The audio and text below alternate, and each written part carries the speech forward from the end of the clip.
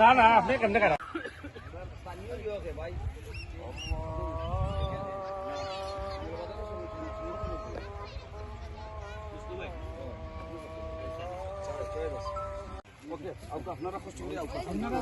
আপনারা জায়গা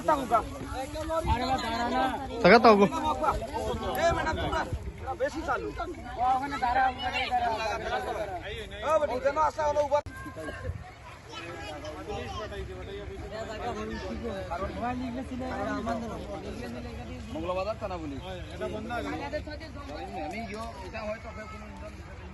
জন্য যে আমার দক্ষিণ সুরমা উপজেলায় অবস্থিত এই পল্লীতে তারা দেওয়ার জন্য স্থান হিসাবে বেছে নিয়েছেন, সেই জন্য আমি আবারও ওনাদের প্রতি ধন্যবাদ এবং কৃতজ্ঞতা জানাচ্ছি। এবং সবশেষে একটি কথাই বলবো, আসলে মানুষ মানুষের জন্য, আমরা সকলেই যেন মানুষের পাশে এভাবেই দাঁড়াই। একটা সুন্দর সমাজ নির্মাণের জন্য আমাদেরকে সব মানুষকে এভাবেই এক কাতারে দাঁড়িয়ে আমাদের মানবতার কল্যাণে কাজ করতে হবে। ধন্যবাদ সবাইকে। উড়ি দেখা ভাইয়া দিমু বাদ ফুরু মাছ দিয়া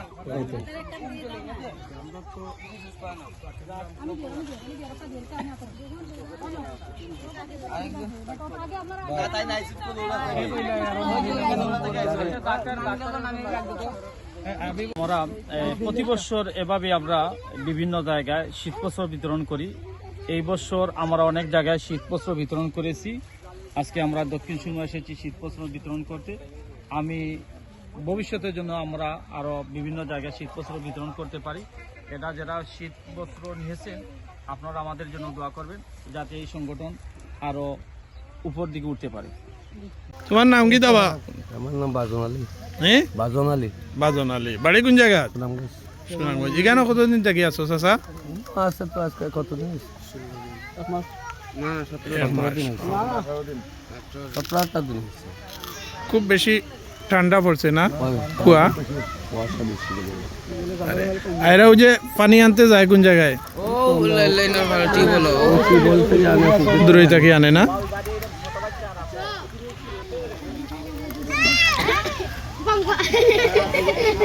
কুয়াশার মাঝে কি কষ্টর জীবন যাপন। আল্লাহ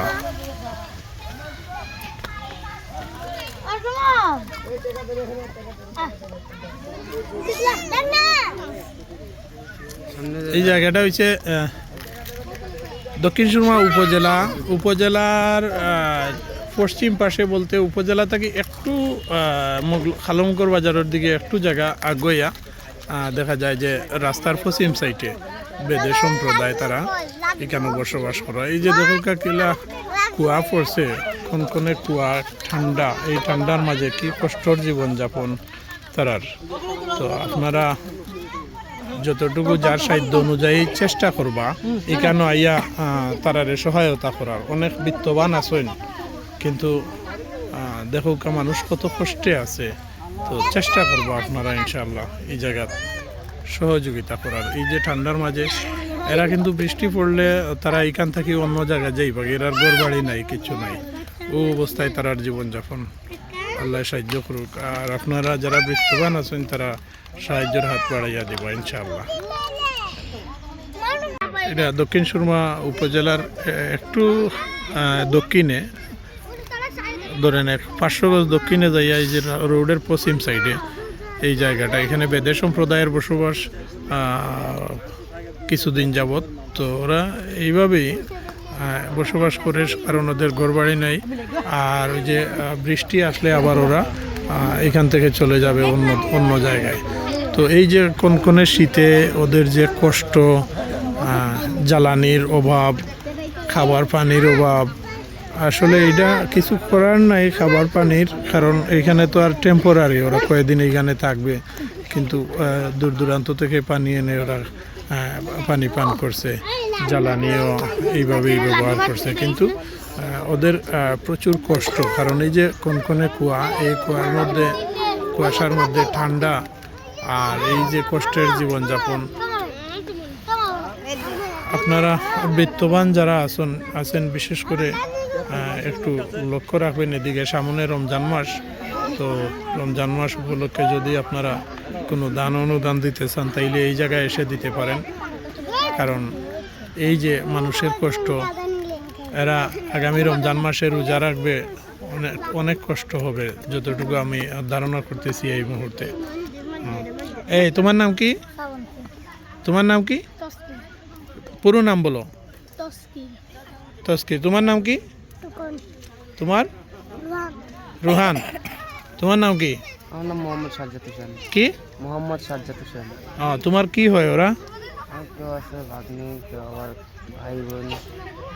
এইরকম। তুমি কি পড়ালেখা করছো? আমি মাদ্রাসায় পড়ছি। মাদ্রাসায় পড়ছো যায়। আচ্ছা আচ্ছা।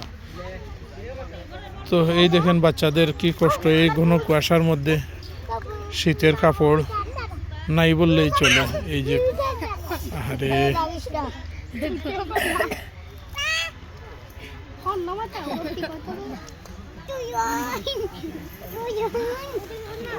এই জায়গাটা হচ্ছে মগলবাজার দক্ষিণ সুরমা উপজেলার দক্ষিণ সাইডে গিয়া রাস্তার পশ্চিম দিকে এই জায়গাটা।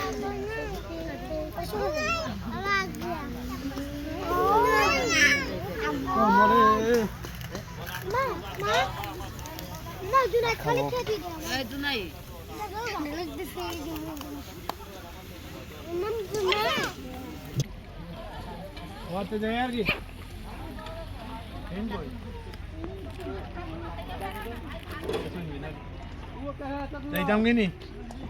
হ্যাঁ যাইতাম কিনি? কি খাইছো এটা? হ্যাঁ এটা কি?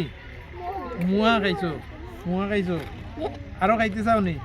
হ্যাঁ ইনশাল্লাহ খাইবা। ঠিক আছে যাই দি উল্টে যা।